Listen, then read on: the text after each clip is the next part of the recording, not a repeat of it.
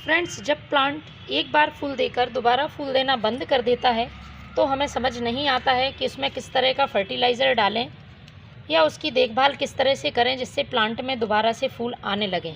ख़ासतौर पर मोगरा प्लांट को आपने देखा होगा, मोगरा प्लांट में लोगों की अक्सर प्रॉब्लम होती है कि पौधा एक बार फूल देकर फूल आना बंद कर देता है। तो आज के वीडियो में मैं आपको बताऊंगी कि कौन से वो काम हैं जो आपको प्लांट्स पर करने चाहिए जिससे कि प्लांट में नई ग्रोथ शुरू हो और उसमें फिर से फूल आने लगें। इसके साथ ही कौन से फर्टिलाइज़र आपको प्लांट्स में देने हैं। सबसे पहली बात, विशेषकर जो मोगरा के लिए बहुत ज़रूरी है, मोगरा प्लांट हमेशा नई ब्रांच पर ही फूल देता है।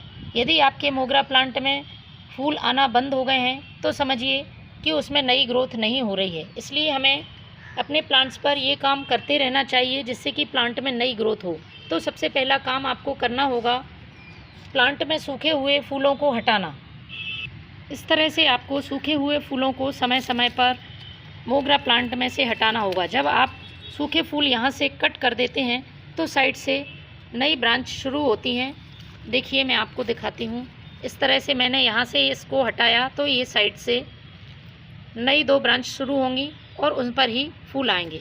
तो ये काम आपको सारी ब्रांचेस पर करना है। जिस पर भी फूल सूख गए हैं उन पर आपको इस तरह से उन फूलों को हटाते रहना है। पहला काम है, और ये सिर्फ मोगरा ही नहीं, आप सभी फूलों वाले पौधों के लिए कर सकते हैं। आप मेरे मोगरा प्लांट में देख रहे होंगे बहुत तेज़ी से बार बार नई ग्रोथ हो रही है और इसमें लगातार फूल आ रहे हैं। दूसरा काम, मोगरा प्लांट या और फूलों वाले पौधे सन लविंग होते हैं तो इनकी मिट्टी जल्दी ड्राई हो जाती है। तो आपको इनको रेगुलर वाटरिंग करनी है, लेकिन पानी भरा हुआ नहीं रहना चाहिए। इस बात का ध्यान रखें, मिट्टी में नमी बनी रहे। इस तरह से आप पौधों में पानी देते रहें।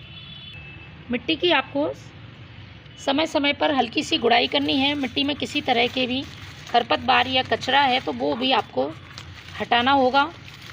इस तरह से सूखकर पत्तियां गमले में ही गिर जाती हैं तो उनको आपको हटाना है। इसके बाद पॉट में अच्छी तरह से आपको गुड़ाई कर लेनी है। गुड़ाई करने से जड़ों तक पर्याप्त मात्रा में हवा पहुंचती है और हम जो भी फर्टिलाइज़र डालते हैं जड़ें उसे आसानी से अवशोषित कर लेती हैं और उस फर्टिलाइज़र का प्लांट को पूरा फ़ायदा मिल पाता है। बात करें फर्टिलाइज़र की, ये सभी काम करने के बाद अब ज़रूरत रहती है प्लांट में पोषक तत्वों से भरपूर फर्टिलाइज़र देने की, क्योंकि जब हम पॉट में प्लांट लगाते हैं तो सॉइल लिमिटेड होती है और इस लिमिटेड सॉइल में इतने पोषक तत्व नहीं रहते कि बिना फर्टिलाइज़र के प्लांट ग्रोथ बनाए रहे।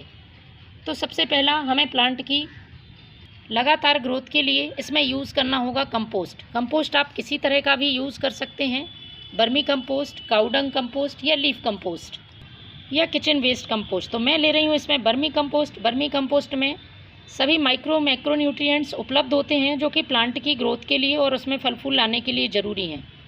ये प्लांट में किसी तरह का साइड इफ़ेक्ट नहीं देता है। महीने में एक बार आप इसका यूज़ ज़रूर करें। उसके बाद मैं आपको दूसरी चीज़ बताने वाली हूँ जो प्लांट के लिए बहुत ही ज़रूरी है।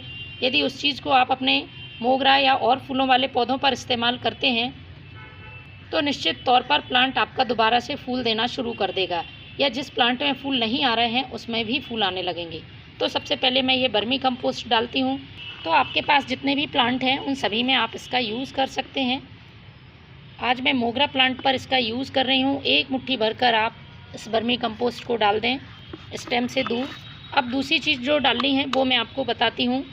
तो ये है नींबू के छिलके। नींबू के छिलके में हम सभी जानते हैं विटामिन सी बहुत अच्छी मात्रा में पाया जाता है, प्लांट की इम्यूनिटी को बरकरार रखता है। लेकिन इसके साथ ही इसका एक बेनिफिट प्लांट के लिए बहुत ज़्यादा है, वो है इसमें उपलब्ध सिट्रिक एसिड। सिट्रिक एसिड इसमें मौजूद रहता है जो कि प्लांट की सॉइल के पीएच को एसिडिक कर देता है और एसिडिक सॉइल में फूलों वाले पौधे बहुत अच्छी ग्रोथ करते हैं और फूलों का आकार भी बहुत अच्छा होता है।